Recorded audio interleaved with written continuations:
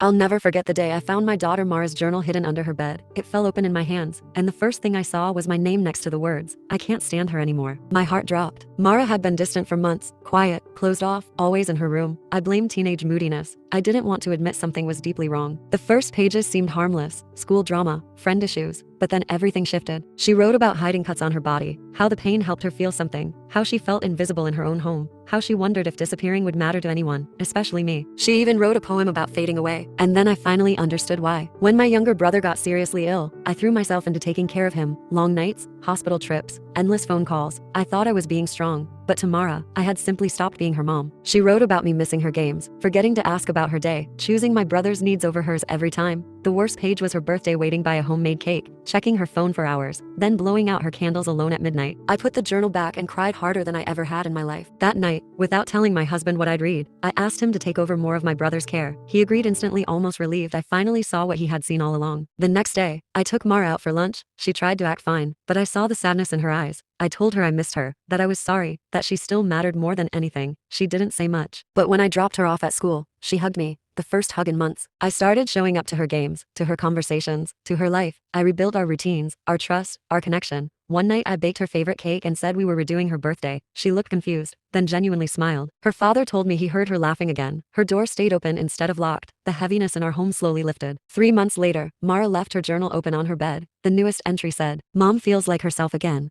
I'm glad she came back." She had crossed out her old poem about disappearing and replaced it with one about being seen, about someone choosing you even when you've stopped choosing yourself. Now she's 19 and in college. Last week she called just to check on me and said, "Thanks for not giving up on me back then." She'll never know how close I came to losing her, not to death, but to neglect, and how a single forgotten journal saved both of us.